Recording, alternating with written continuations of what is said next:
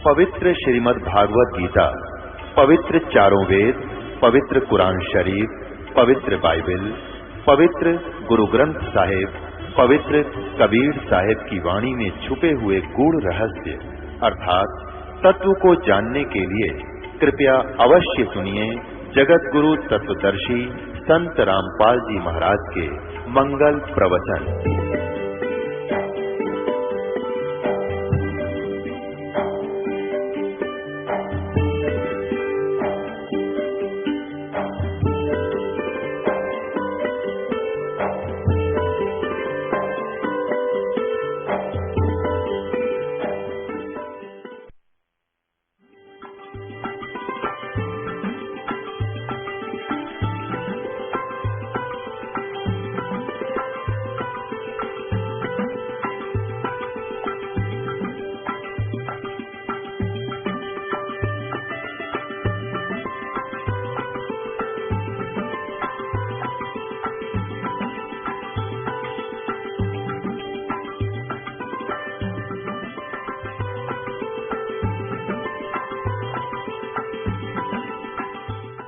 भोली सी दुनिया सतगुरु बिन कैसे सरिया रे, भोली सी दुनिया सतगुरु बिन कैसे सरिया।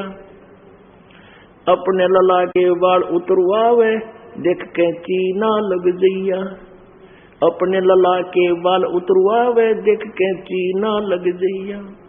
एक बकरी का बच्चा लेकर उसका गला कटैया रे, भोली सी दुनिया सतगुरु बिन कैसे सरिया रे, भोली सी दुनिया सतगुरु बिन कैसे सरिया।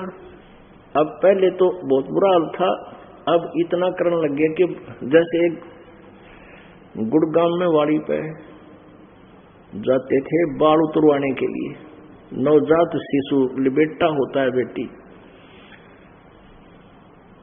और वहां जाते थे। पहले प्रथम बाल वहां चढ़ा कर करते दुर्गा माता के,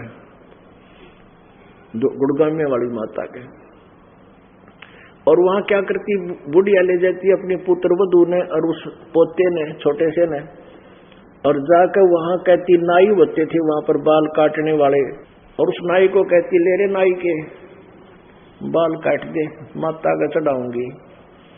अब वो करता कहती कच कच कच दूर पहनता, पहले इतनी लंबी लंबी आरती पहले तो कहती और डालेगी। अब बुढ़िया क्या कहती रे भाई नाई के देख मेरे पोते का कच्चा सिर है, कच्चा सिर है, कहती ना लग जाए इसका ध्यान तेरे कहती ध्यान तो देख देख। अब परमात्मा कहते हैं अपने लला के बाल उतरवावे नो कह देख के चीना लग दिया, और एक बकरी का बच्चा लेकर उसका गला कटैया रहे, भोली सी दुनिया। अपने बच्चे का इतना प्रेम, अपने में इतना ममता के कैंची का भी डर, और एक बकरी के बच्चे का गला कटवा कर लोग माता का चढ़ा दिया। माता बकरे खाया करते। ये जाड़ के स्वादियों ने, दुष्टों ने अपने स्वार्थ वशी बकवास चलाई थी। भक्ति में थी कोई ना बोली आत्मा होया करती श्रद्धालु, उनको किसी तरह बहका देते भगवान से डर के, अपने परिवार में खैर सुख के लिए पाप और करने लागे। एक भगत ने चुटकुला सुनाया न, बोला एक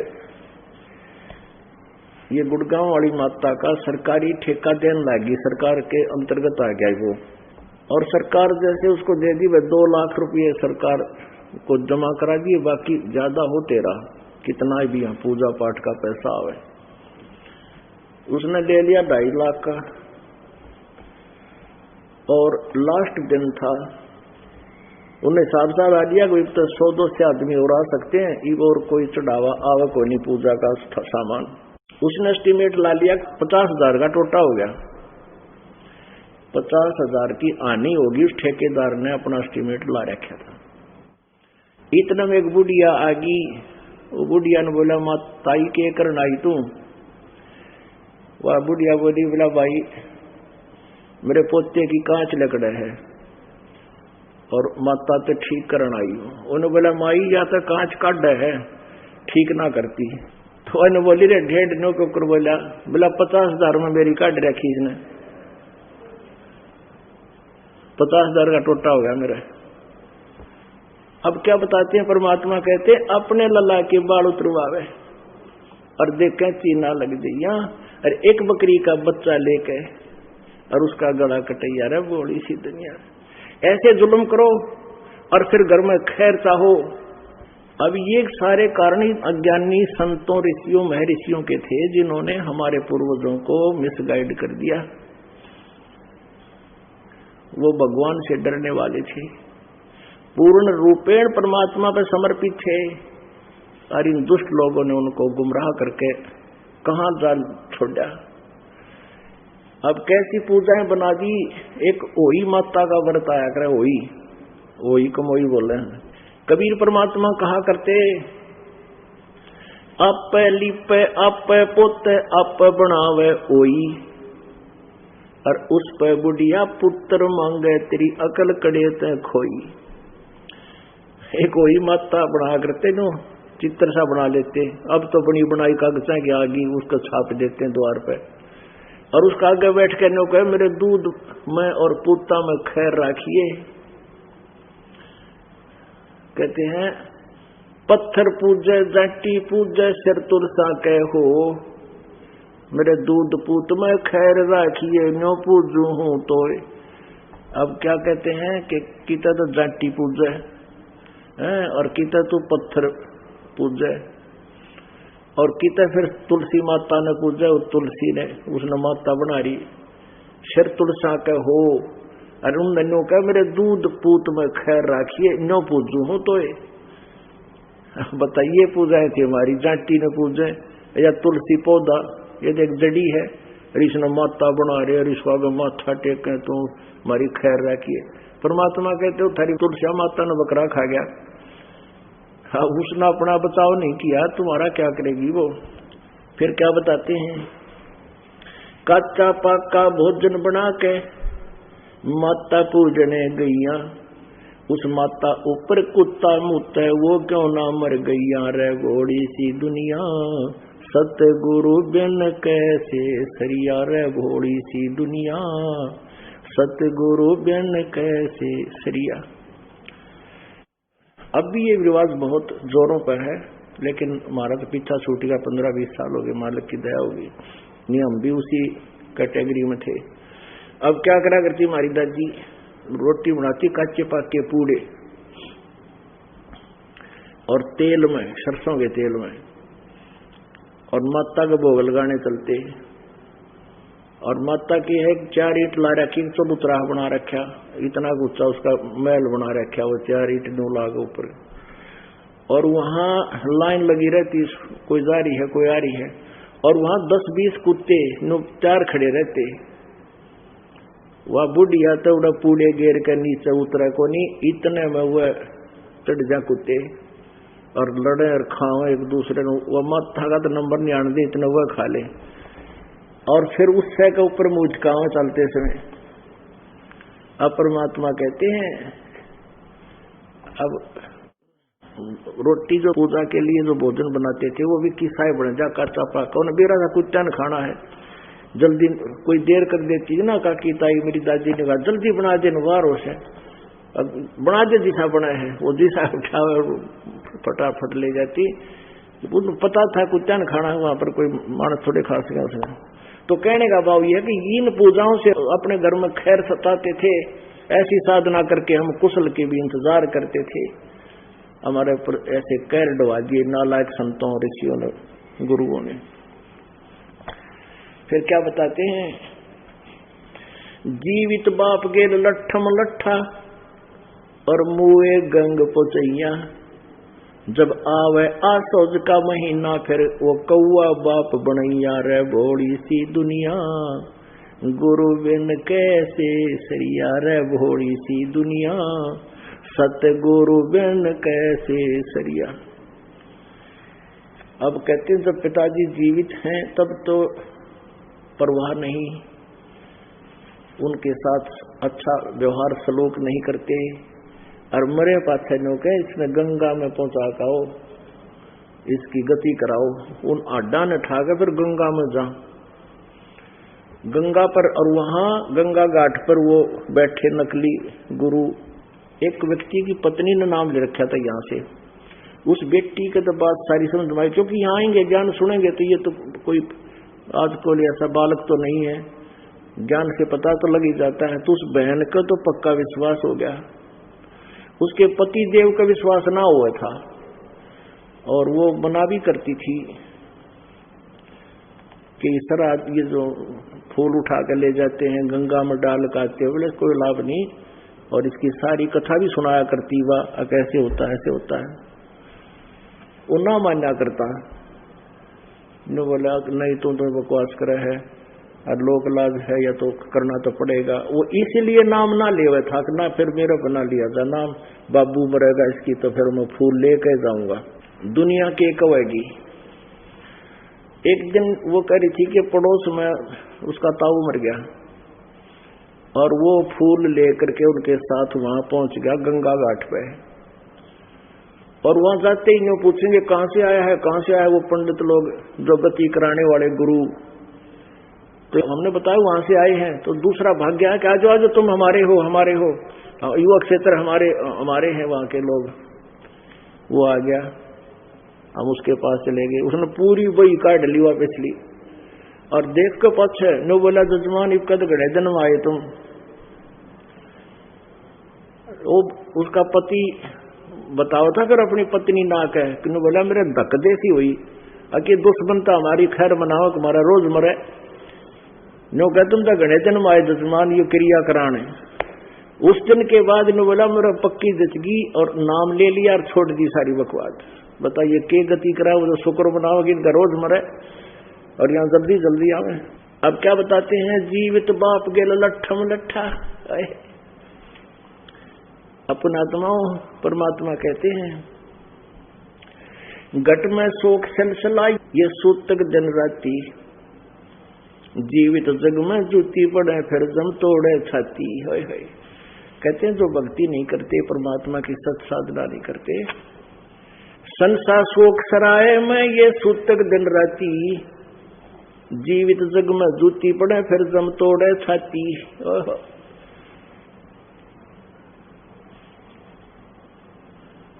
पुणात्माओं ये ऐसी गहन ज्ञान है, ऐसा गहन वचन है परमात्मा के, ये बिल्कुल सटीक है, लेकिन हम इनसे कोसों दूर थे, इसलिए हम उस समाज व्यवहार में भी रहते हुए भी अपनी क्रियाओं को ठीक नहीं कर सकते थे। एक व्यक्ति के 4 पुत्र थे, किसान था, पहले उसके पास 4-5 एकड़ जमीन थी, फिर उसने सारे जीवन में मेहनत कर, मजदूरी कर, पशु से भी ज्यादा मेहनत करके, और उसने 20 एकड़ जमीन बना दी, 16 किले और मोल ले दिए बालका के लिए। अब जो काम करने का था मनुष्य शरीर से वो तो कराया कोई नहीं, 4 बच्चों का ब्याह कर दिया। अब बच्चे अलग अलग हो गए, बुढ़े को अदरक मार गया, पैरालिसिस हो गया। अब पहले शर्माशर में पहले बड़े बेटे ने संभाला, 1 महीने के बाद उसकी पत्नी ने हाथ खड़े कर दिए कि मेरे बस का कोई ना, तेरे बाबू ने तो संभाल। अब उस पर भी ना बनी को सेवा, तो वो दुखी होने लग गया, समय पर नवाना नहीं, खाना खिला नहीं पाते, काम धंधे में लगे रहते। तो धीरे धीरे पता चला, तो दूसरा कहने लगा भाई, और 2-4 गांव के इकट्ठे हुए, भाई तुम कर ले कुछ दिन, तुम नो कर लो, महीना महीना कर लो, 4 जने इस बुढ़े की सेवा। ऐसे शुरुआत होगी। अब वो महीने भी ना हो उसकी सेवा, वो महीने भी ना हो, वो 1 महीना दूसरे का छोड़ जरूर दें, लेकिन संभाले नहीं, माए टट्टी पेशाब, माए सड़े जाओ। आखिर में क्या किया कि रिश्तेदार इकट्ठे हो गए।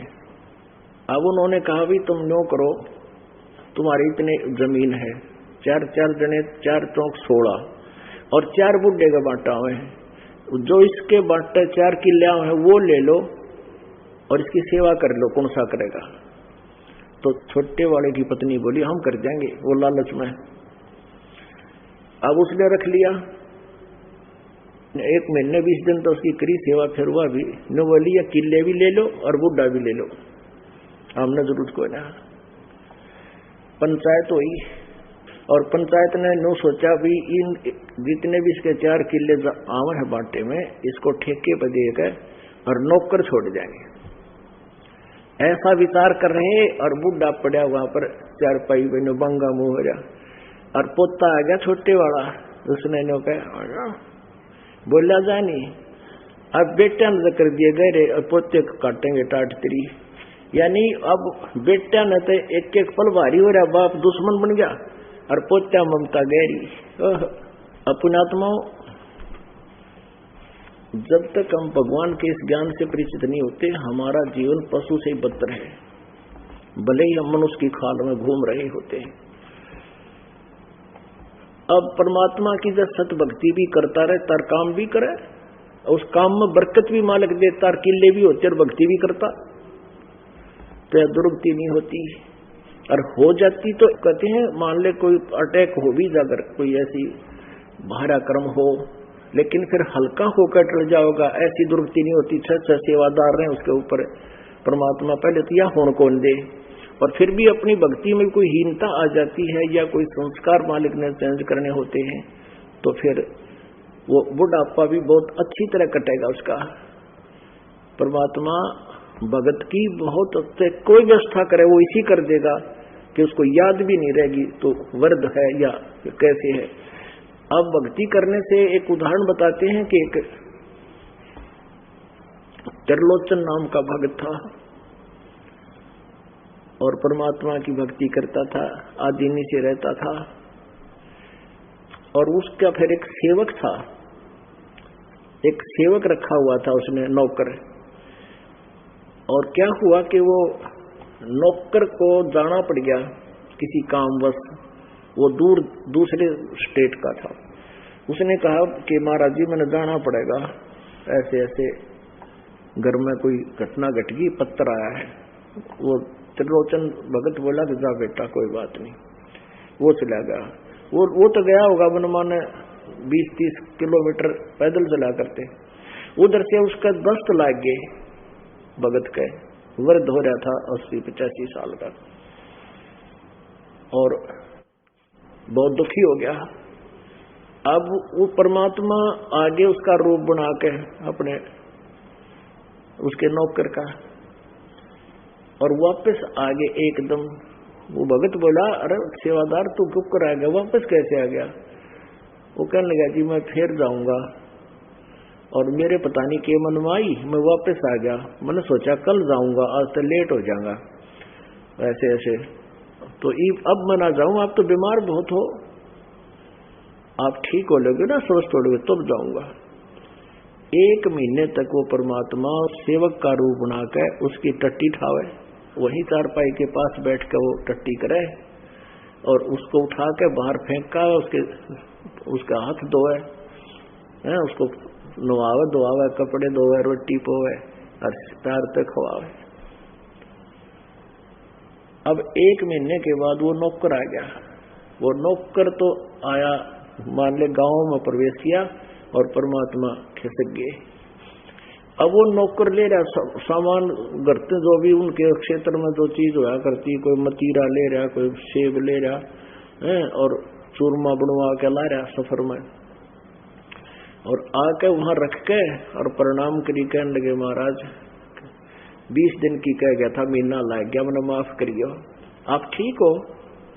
उसके मुंह की तरफ देखा त्रिलोचन भगत, ये क्या कह रहा है, क्या बोल रहे हो भगत आप? मैं ये कह रहा हूं जी मेरे घर वालों ने आपको प्रणाम बोला है और आपको बहुत याद करते हैं, सब परिवार वाले कुशल हैं और ऐसे ऐसे आपके लिए सामान भेजा है, लो आपकी पूजा भेजी है। अरे तू क्या कह रहा है, कौन कहां से आया है, क्या बात है? ऐसे ऐसे मैं घर नहीं गया था, तू घर गया था? अकान जी आप घर गए, मैं घर, तू सचमुच अब सीधा अपने घर से आ रहा है? कहा अपने घर से आ रहा हूं, ये सारा सामान लाया हुए।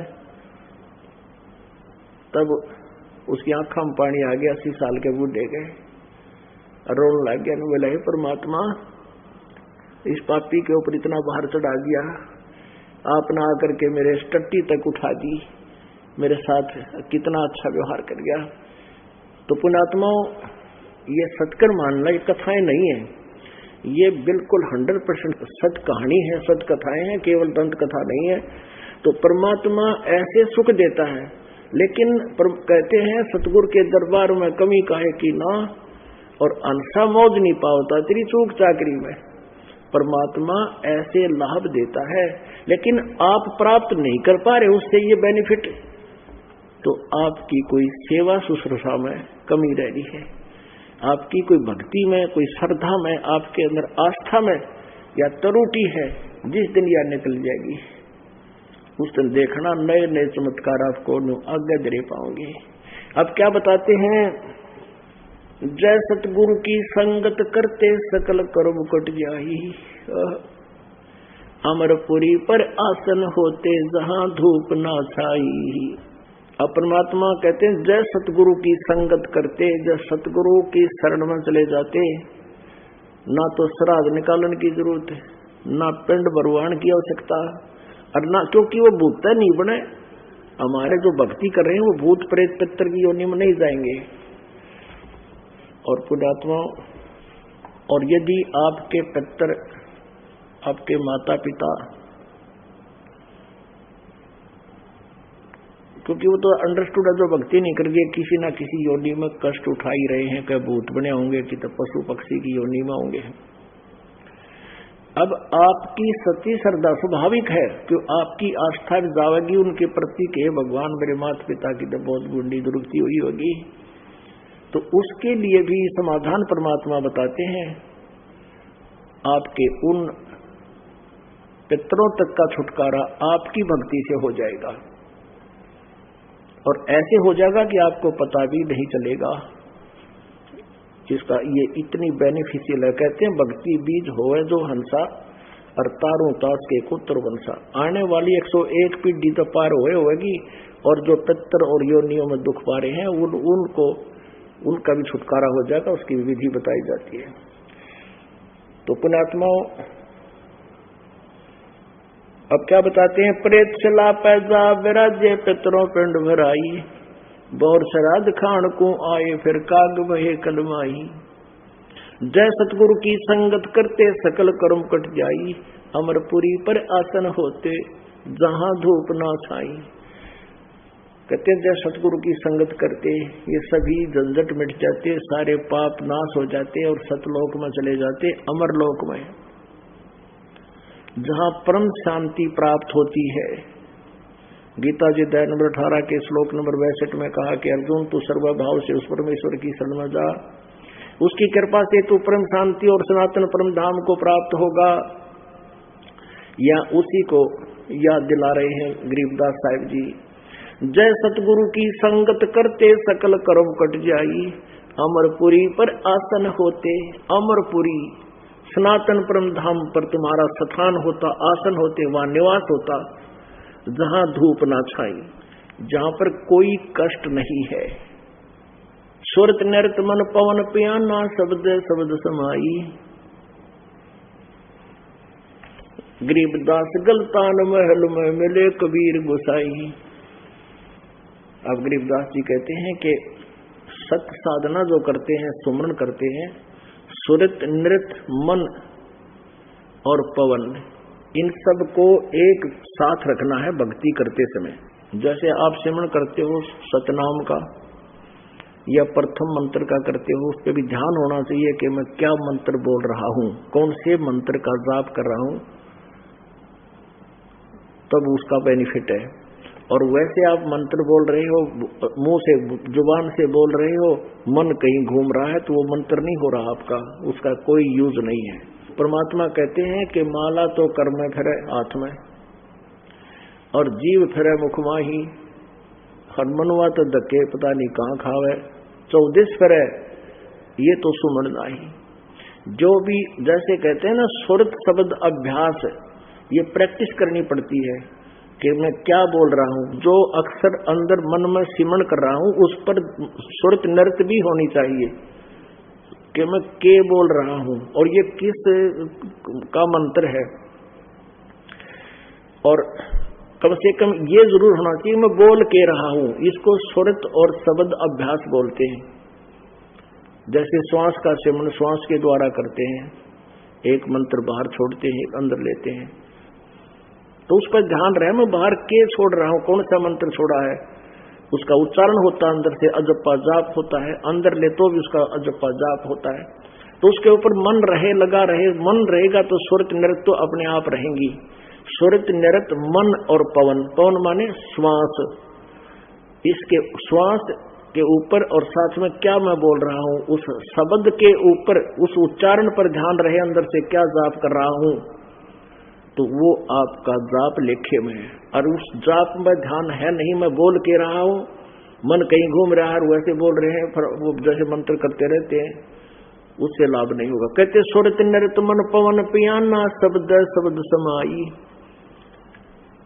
गरीबदास गलतान मोए मिले कबीर गुसाई। कहते मुझे परमात्मा मिल गए, कबीर भगवान स्वयं सतगुरु रूप में आके, और इसलिए मुझे आज मैं मस्त हूं गलतान महल में। आज मैं पूर्ण रूपे अपने आप को फ्री समझ रहा हूं, क्योंकि मुझे पूर्ण साधना मिल गई, पूर्ण परमात्मा ने आंखों दिखा दिया जहां हमने जाना है। अब मेरी यहाँ आस्था रही नहीं, मेरा अगला कदम परमात्मा के दरबार में रखा है। जिस दिन ये शरीर छूटेगा सीधा सतलोक पहुंच जाऊंगा। गरीबदास गलतान महल में, जैसे चाचड़ जाया करे बालक कह के वहां जाना है, वहां जाऊंगा, कब आओ वो टाइम, वो दिन, उस दिन वहां से भागेंगे, वहां जाएंगे। तो अब तो हमने मरण की मुश्किल हो रही, कदम मरना जावा, और फिर वो टाइम लेना मुश्किल हो जाएगा। उस दिन का जावा परमात्मा यहाँ से पांडा शूटर अपने बैठा सतलोक में। तो इसलिए परमात्मा कहते हैं, सुखदेव ने 84 भुगती बना पजावे खरगो, तेरी क्या बुनियाद पुरानी तो बंडा पंथ पकड़ो। सुखदेव जैसे महर्षियों ने भी यहाँ 84 लाख योनियों में गदा बनकर कष्ट उठाए। सुखदेव नाम का एक ऋषि अपनी आप बीती बताने लगा, जब उसका अंतःकरण खुल गया, साफ हो गया। कहने लगा, एक बार मैं गधे की योनि भोग रहा था और मैं अंधा हो गया, मेरे मालिक ने मुझे छोड़ दिया, और मैं पगडंडी का आइडिया सा लेकर उसके साथ साथ चला जा रहा था। पगडंडी में 2-3 किलोमीटर जाकर के आगे एक नाला था। नाला बहुत संकीर्ण था, भीड़ा था, आम व्यक्ति तो उससे जंप करके निकल जाता था। मुझे दिखाई नहीं दिया, मैं उसके अंदर फंस गया। चारों पैर नाले के वहां फंस गए, मुंह आगे टेक गया, पीठ पीछा हट गया और कति फट हो गया उसमें। और वहां कोई इक्का दुक्का व्यक्ति जावा था, मुझे किसी ने निकाला नहीं, मेरे कमर पर पैर रखे और मेरी पुड़ी बना ली, पार हो जाऊं उस नाले पर के। अब तक 10 दिन तक मैं भुगत कर प्यासा भूखा वहां मृत्यु को प्राप्त हुआ। अब वो सुखदेव ऋषि बता रहा है कि मुझे वो घटना याद रहती है और मैं भगवान के चरणों में लगा रहता हूं, मैं गफलत नहीं करता। यह मेर बनी है मेरे ऊपर, परमात्मा ने मेरा एक जीवन दिखा दिया। पुण्यात्माओं, अपने विश्वास करना पड़ेगा, यह साधना करनी पड़ेगी। अब चाहे तो उन पर मेर कर दी कि मैं गधा बना था, ऐसे मुझे वो कष्ट हुए थे, वो याद आ गई, और परमात्मा बताने लग रहे कि ऐसा तुम्हारे साथ बनेगा। तो भगवान के वचन पर विश्वास करके और ये बात याद रखे कि ऐसा कैर टूट जाएगा जब भक्ति नहीं करी। तो उसके लिए क्या बताते हैं, सुखदेव ने 84 भुगती बना पजावे खरगो, खरवाने गधा, और तेरी क्या बुनियाद पुरानी तू पेंडा पंथ पकड़े वो। कहते हैं प्राणी, ऐसे ऐसे महर्षियों की यहाँ दुर्गति हो रही। जैसे आपने महावीर जैन जी का जीवन देखा कई बार, अब समय नहीं है दिखाने का, फिर दिखाएंगे। अब 60 करोड़ बार तक गधा बना, 30 करोड़ बार कुत्ता, और पता नहीं कितने जीवन, और केवल 80 लाख बार देवता बना। परमात्मा कहते हैं, जो साधनाएं तुम ये ऋषि मैं ऋषि करा करते, उससे भी उनकी दुर्गति समाप्त नहीं हुई, जन्म मृत्यु का अंत नहीं हुआ, परम शांति नहीं मिली, शाश्वत स्थान नहीं मिला। और अब ये पेंडा, ये मार्ग आपको बता रहे हैं, जो सत भक्ति है इसको कर और अपना पीछा छुटा ले। सुखदेव ने 84 भुगती बना पजावे खरगो, तेरी क्या बुनियाद पुरानी तू पेंडा पंथ पकड़वो। कि हे जीवात्मा तेरी क्या बुनियाद है। अब वो साधना करते करते तुम्हारी दुर्गति हो रही है, अब ये साधना कर, ये पैड़ा पकड़, ये मार्ग ग्रहण कर जो हम बताते हैं, सतपुरुष की साधना करके अपना पीछा छुटवा ले और चलो जहां से आए हो। बोलो सतगुरुदेव। परम पिता परमात्मा पूर्ण ब्रह्म सर्व सृष्टि रचनहार कुल मालिक कबीर देव जी हम सभी आत्माओं के जनक हैं। वो हमारे सच्चे हितैषी हैं। हम अपनी गलती से अपने परमात्मा से विमुख हो गए।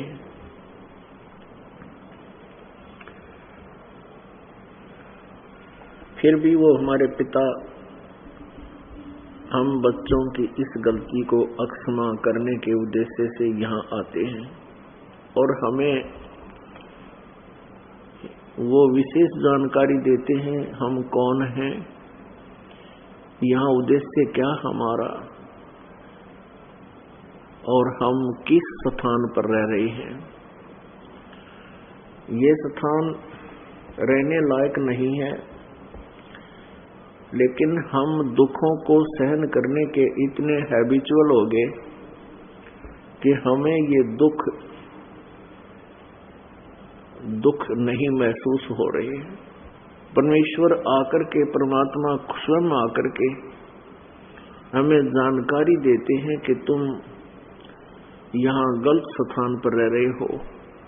तुम्हारे साथ एक बहुत बड़ा षड्यंत्र हुआ है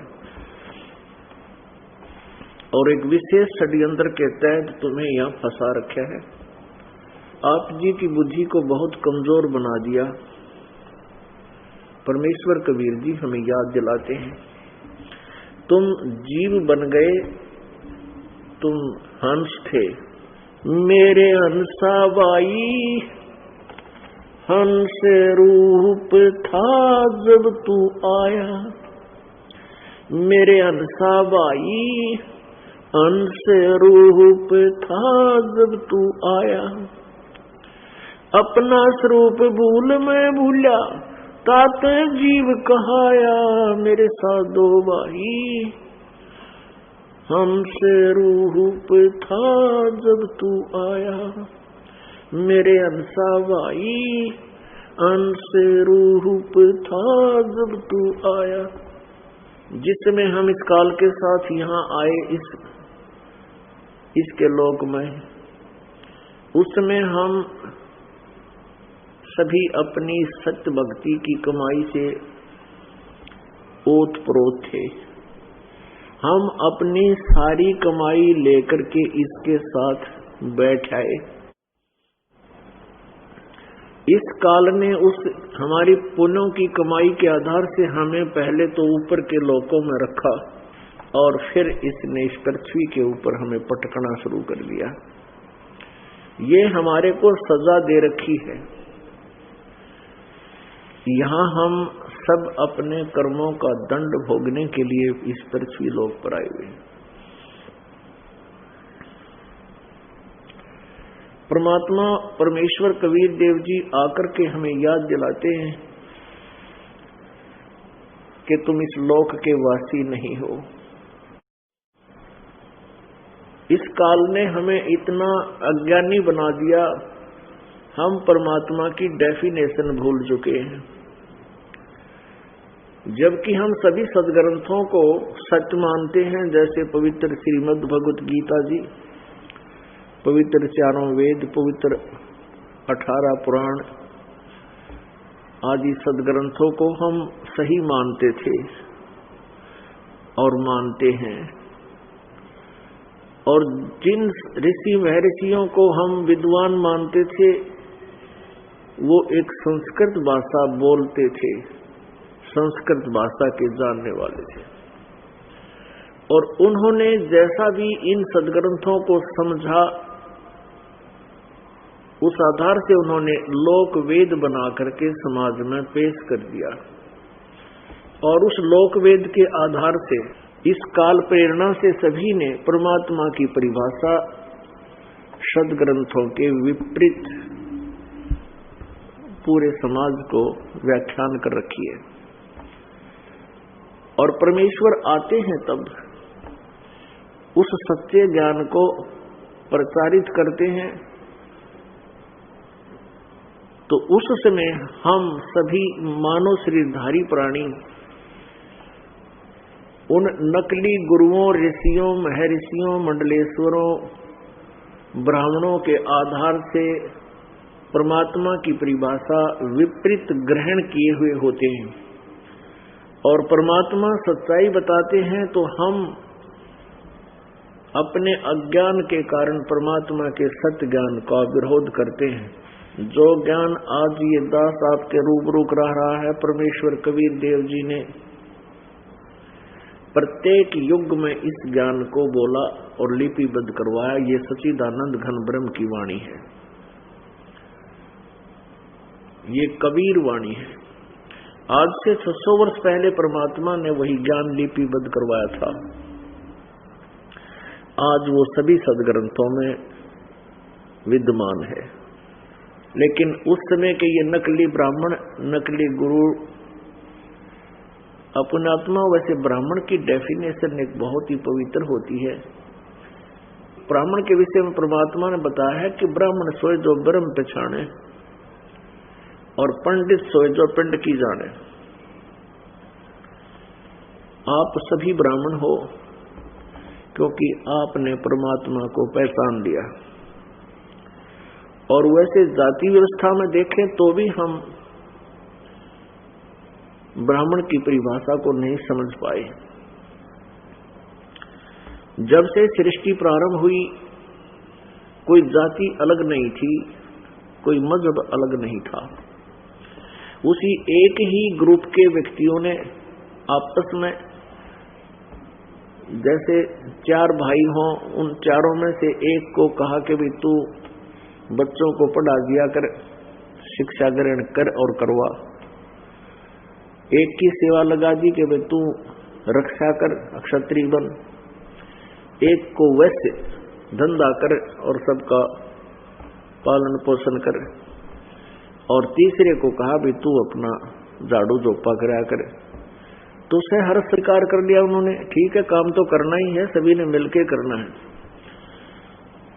तो जो ब्राह्मण थे वो ब्राह्मण वर्ग, फिर उनके वंशज, क्योंकि वो वही कार्य करने में दक्ष होते थे, तो अपने अपने कार्य में अपने वंशजों को लगाते चले गए। इस प्रकार ये आगे चल के 4 बड़े बड़े ग्रुप हो गए। और परमात्मा के बारे में जो जानकारी देता है वो ब्राह्मण कहलाता है, उसको गुरु बोलते हैं, आचार्य होते हैं वो। और उनके ऊपर विश्वास किया जाता है कि ये इन्होंने वेदों को पढ़ा, पुराणों को पढ़ा, ये जो कुछ बता रहे सत्य है। अब यहाँ जो नकली ब्राह्मणों के विषय में इस दास ने कहा है, वो ब्राह्मण जाति से नहीं संबंध है। अब जैसे मेरे गुरुदेव थे स्वामी रामदेवानंद जी, ये ब्राह्मण जाति से थे। हरियाणा प्रांत, डिस्ट्रिक्ट भिवानी, तहसील चरखी दादरी और गांव बड़ा पैतावास। ये बड़े पैतावास भिवानी डिस्ट्रिक्ट के रहने वाले थे, ब्राह्मण जाति से, जो परंपरागत ब्राह्मण हैं। जैसे पहले वैद्य होता था, कोई बढ़िया वैद्य नाड़ी देख कर दवाई देता था, उसकी 1-2 पीढ़ी भी उसी प्रकार वैद्य का काम करते रहे। फिर उन्हीं की पीढ़ियों के आगे चल करके वो वैद्य नहीं रहे, अपना और धंधा कर रहे हैं। कोई नौकरी लग रहा है, कोई और काम करता है, किसी ने परचून की दुकान खोल रखी है। अब वो सभी अपने पीछे वैद्य लगाते हैं। अब वो वैद्य नहीं है, वो जानते नहीं पेट के दर्द की दवाई, और लिखते हैं वैद्य, एक सरनेम सा बन गया यो। ऐसे ही जो पंडित होते हैं, पंडित वो माने जाते थे जो शिक्षा ग्रहण करते थे, विशेष विषय में आचार्य बनते थे और विद्या ग्रहण करते थे, वो पंडित कहलाते थे। वो विद्या कौन सी थी? Only Sanskrit language. और संस्कृत भाषा को जानकर फिर उनका उद्देश्य ग्रंथों का प्रचार करना होता था, मानव समाज को भक्ति मार्ग का ज्ञान कराना उनकी ड्यूटी होती थी। तो ये दास उन नकली ब्राह्मणों के विषय में कह रहा है जो गुरु पद पर विराजमान थे, जिन्होंने परमात्मा को समझा नहीं, पूरे समाज को गुमराह कर दिया। मेरे गुरुदेव इस परंपरागत जाति ब्राह्मण से संबंध रखते थे, लेकिन वो अपने आप को ब्राह्मण नहीं कहते थे। मेरे दादा गुरुजी यानी गुरुजी के गुरुजी दिल्ली के अंदर छावला गांव है, छावला गांव के जाट थे, और उन्होंने घर त्याग दिया और एक संत की शरण ले ली। 15-16 वर्ष से ही वो घर से निकल गए थे। उस संत ने देखा कि ये होनहार बालक है, उसको काशी विद्यापीठ से शिक्षा करवा दी, वहां उनको पढ़ाना शुरू कर दिया। वो 4 विषय के आचार्य बन गए, 4 विषय में आचार्य बन गए। वो अब अपनी जाति जाट ना कह करके वो कहते थे पंडित चिदानंद। चिदानंद जी नाम था हमारे दादा गुरु जी का। उनका आश्रम है खरखोदा, जिला सोनीपत, खरखोदा तहसील के पास एक गोपालपुर गांव है, वहां उनका आश्रम है। आश्रम पर लिखा हुआ पंडित चिदानंद जी आश्रम।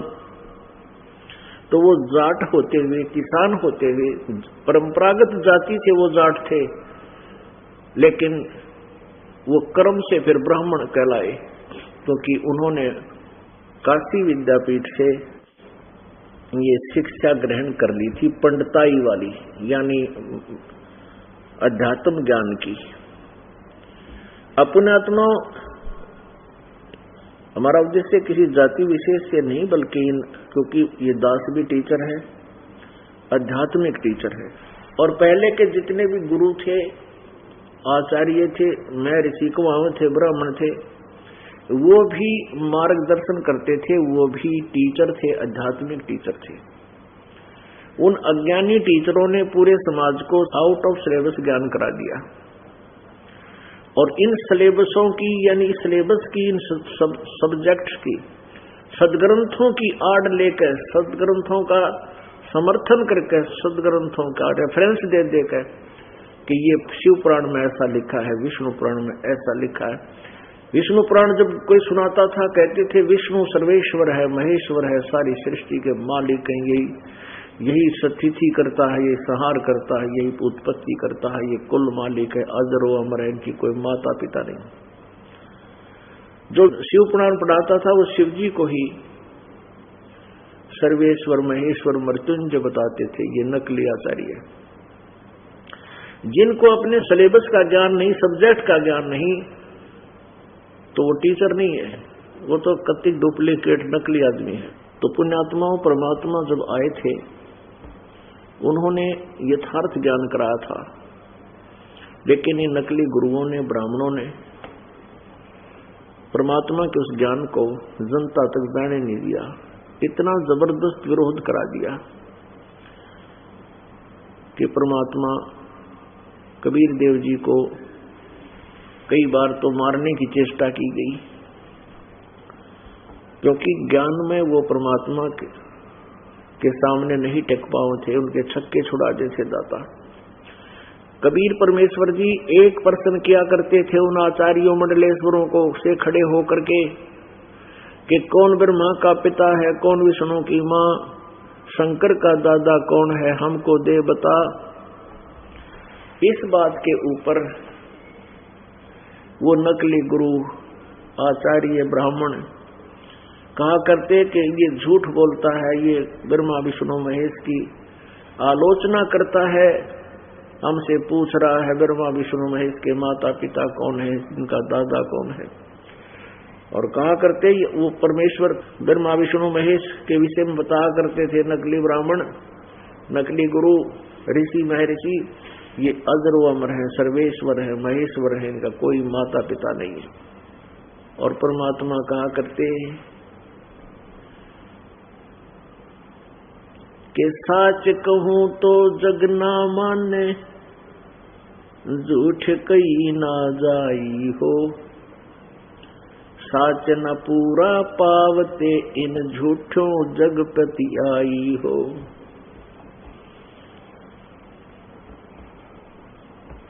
कि साच कहूं तो ये जग नहीं मानता, और झूठ मैं कह नहीं सकता।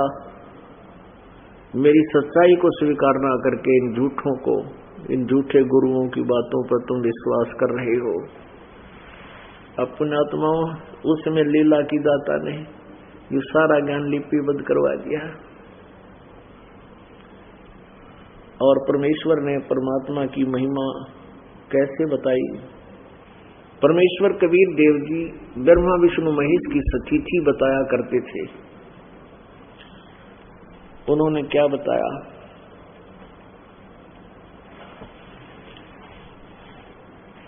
धर्मदास ये जग बोराना, कोई न जाने पद निर्वाण। यही कारण मैं कथा पसारा, अब जग से कहिए वो राम नियारा। अब परमात्मा 600 वर्ष पहले बताया करते थे कबीर परमेश्वर जी, धर्मदास ये जग बोराना, कोई न जाने पद निर्वाणा। अपनी प्यारी आत्मा को परमात्मा मिलते हैं, उनको ज्ञान देने के उद्देश्य से आते हैं। वो परमात्मा पूर्ण ब्रह्म होते हैं। इसके साक्षी पवित्र चारों वेद हैं, आंखों देखे संत हैं जिन्होंने परमात्मा का साक्षात्कार किया। ऋग्वेद मंडल नंबर 9 सूक्त नंबर 86 86 मंत्र 26 और 27 में, ऋग्वेद मंडल नंबर 9 सूक्त 82 के मंत्र 1, 2, 3 में, ऋग्वेद मंडल नंबर 9 सूक्त 96 के 16 से 21 तक 20 तक, ऋग्वेद मंडल नंबर 9 सूक्त नंबर 1 मंत्र 9 में, ऋग्वेद मंडल नंबर 9 सूक्त नंबर 20 मंत्र 1 में, और भी सैकड़ों स्थानों पर ये प्रमाणित किया गया है कि वो परमेश्वर अपने तीसरे मुक्ति धाम में रहता है, सतलोक में, सचखंड में, शाश्वत स्थान में, और वहां से गति करके आता है यहाँ इस मृतलोक में। और ये उस श्रेष्ठ आत्मा को मिलता है, पुण्यात्मा को मिलता है जो दृढ़ भक्त होता है, और उन महापुरुषों से मिलकर फिर उनको अपने यथार्थ ज्ञान देता है, आध्यात्मिक ज्ञान देता है। अब वही लीला मालिक ने 600 वर्ष पहले की थी। वो ज्ञान सच्चिदानंद घन ब्रह्म की वाणी में लिपिबद्ध है, जिसके विषय में गीता जी अध्याय नंबर 4 के श्लोक नंबर 32 में कहा है कि अभी तक तूने जो धार्मिक यज्ञ के बारे में जानकारी प्राप्त की 25 से लेकर 31 तक, इसमें सब अपने अपने साधना को अच्छा मानकर कर रहे हैं, पापनाशक मान रहे हैं। लेकिन उस सच्चिदानंद घन ब्रह्म की वाणी में, परम अक्षर ब्रह्म की वाणी में, उनके मुख से उच्चारित वाणी में, ब्रह्मणे मुखे, उसके अंदर बहुत विस्तार के साथ बहुत ही अच्छी तरह डिफाइन किया हुआ है। वो तत्व ज्ञान है। चौथे अध्याय के 33वें श्लोक में कहा है कि द्रव्यमय यज्ञ से ज्ञान यज्ञ श्रेष्ठ है। आंख मीच के किता कोई धन से, द्रव्यमय यज्ञ माने धन से होने वाले धार्मिक अनुष्ठान, उनसे कहते वो ज्ञान यज्ञ श्रेष्ठ है। चौथे अध्याय के 34वें श्लोक में गीता जी ने कहा कि उस तत्व ज्ञान को तू तत्वदर्शी संतोष के पास जाकर समझ। वो परमात्म तत्व को जानने वाले तत्वदर्शी संत तुझे परमात्मा के बारे में यथार्थ ज्ञान कराएंगे। वो सच्चिदानंद घन ब्रह्म की वाणी में लिखा है। तो ये वो सच्चिदानंद घन ब्रह्म की वाणी है जिसने 600 वर्ष पहले परमात्मा ने स्वयं अपने मुख कमल से बोली थी। और धर्मदास साहिब जी जो उसकी प्यारी आत्मा थे परमेश्वर के, उन्होंने लिपिबद्ध की थी। और उस समय बताया था कि इस ब्रह्मा विष्णु महेश की माता दुर्गा है और ये काल ज्योत निरंजन इनका पिता है। हे परमात्मा, आज रोना आता हमारे को, जिसमें परमात्मा आए थे ये दुष्ट निकम्मी आत्मा ये आचार्य गुरु ना होते, आज हम सभी सुखी होते, सतलोक चले जाते। आज इस दास को भी इतना संघर्ष नहीं करना पड़ता जो परमात्मा करवा रहे हैं, क्योंकि वो अपने बच्चों के बिना रह नहीं सकते।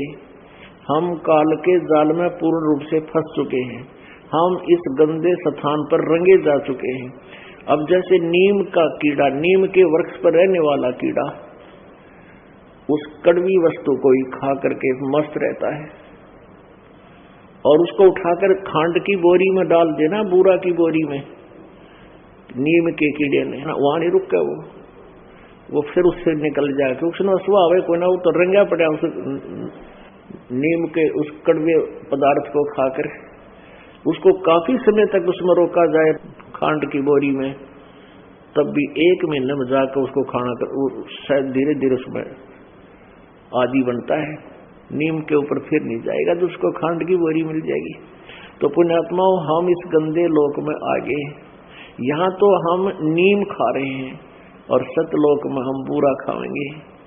ये यथार्थ ज्ञान है जो अब आपको बूरा बरसाई जा रही है, और पहले हम नीम खा रहे थे, वो आन उपासना कर रहे थे, शास्त्र विरुद्ध ज्ञान ग्रहण था, शास्त्र विरुद्ध साधना कर रहे थे, और उसी को हम उसी में रंगे हुए थे। अपने आत्मा देख लो, इन और संतां के टोल झुंड के झुंड गिने दिना में बन गए, और यहाँ बूरा खिलाई जाती है, उस नीम से उतरकर यहाँ नहीं आ पा रहे, लेकिन आएंगे कुछ दिन में। पुण्यात्मा अपने परमात्मा को पहचान लेंगे, और फिर पुण्यात्मा भक्ति करना कोई कठिन काम नहीं, परमात्मा का पाना सबसे आसान काम है, सबसे आसान है। और डिफिकल्ट तो ये है कि हम परमात्मा पर विश्वास नहीं कर पा रहे कि हम जो साधना कर रहे ठीक है, या जो ज्ञान हमें बताया जा रहा है ये सही है। तो ये विश्वास जिसमें हो जाएगा, फिर भक्ति की तो बात है को नहीं, और कोई मंत्र नहीं रहेगा, और कोई ज्ञान नहीं रहेगा, सभी फिर एक ही बोली बोला करेंगे, Kabir is God, Kabir is God. ये वृक्ष भी बोलने लग जाएंगे, थोड़े दिन में आपको दिखा दूंगा, और आवाज वैलियां गुंजा करेंगी, Kabir is God, Kabir is God. वास्तव में कबीर इज गॉड, परमात्मा कबीर की है। अब ये सिद्ध हो जाएगा आपके समक्ष, आपकी आत्मा स्वीकार कर लेगी। 600 वर्ष पहले जिसको अशिक्षित कहे थे, ये अज्ञानी कि वो अविद्वान है, उसने अक्षर ज्ञान नहीं था, और अक्षर ज्ञान ना होते हुए भी उन्होंने वो ग्रंथों के गुण रहस्य बता दिए, तो वो भगवान थे। यदि उस समय परमात्मा शिक्षित होते तो आज ये कहने वाले मिल जाते कि वो पढ़ रहा था संस्कृत, उसकी किसी ने सुनी ना होगी, उसमें पढ़कर ग्रंथों में से उसने वाणी बना दी होगी। वो भी परमात्मा रास्ता साफ कर गए कि आज ये भी नहीं कह सकते कि वो अक्षर ज्ञान था, और अक्षर ज्ञान ना होते वेदों के गुण से बता दिए तो भगवान थे। अब क्या बताते थे परमात्मा अपनी उस प्यारी आत्मा आदरणीय धर्मदास जी को, धर्मदास ये जग बोराना, कोई न जाने पद निर्वाणा।